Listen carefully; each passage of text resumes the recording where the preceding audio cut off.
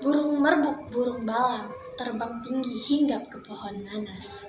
Bagi hadirin yang kuat menjawab salam, saya doakan hutang dan angsuran segera lunas. Assalamualaikum warahmatullahi wabarakatuh. Alhamdulillahirabbil alamin. Wassalatu wassalamu ala asrofil anbiya'i wal mursalin wa ala alihi wassohbihi azmain amma ba'du. Dengan bismillah awal kita bertutur.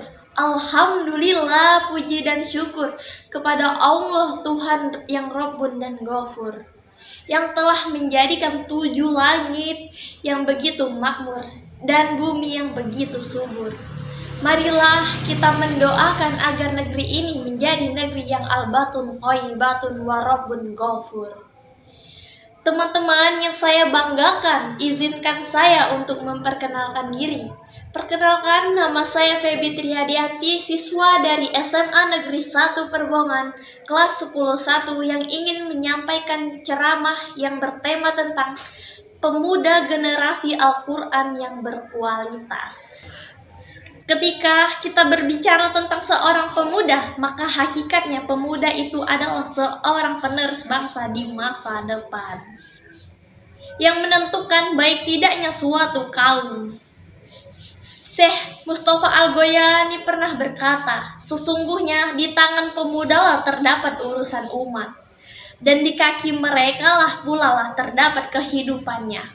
Hal ini menunjukkan bahwa baiknya tidak suatu bangsa dan negara, baik tidaknya suatu kaum tergantung pada pemudanya. Jika pemudanya baik, maka negara ini akan menjadi baik. Jika pemudanya hancur dan tidak baik, maka negeri ini akan menjadi hancur dan tidak baik.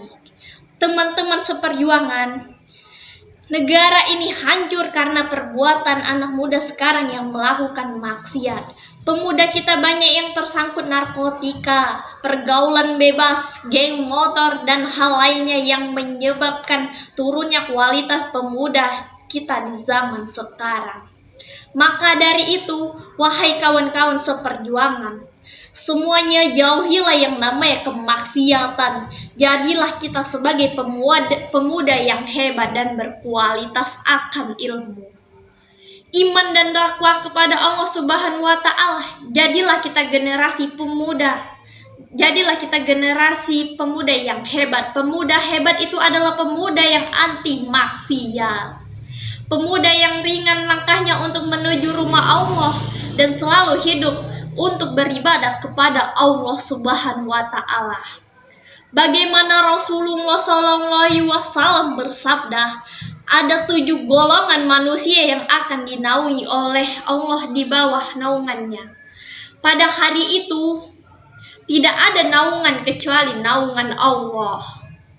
Golongan tersebut adalah pemimpin yang adil, pemuda yang beribadah kepada Allah, seseorang yang hatinya tergantung pada masjid, orang yang saling mencintai di jalan Allah, seseorang laki-laki yang menolak biazat berzina, seorang yang bersedekah, seorang yang selalu mengingat Allah Subhanahu wa Ta'ala.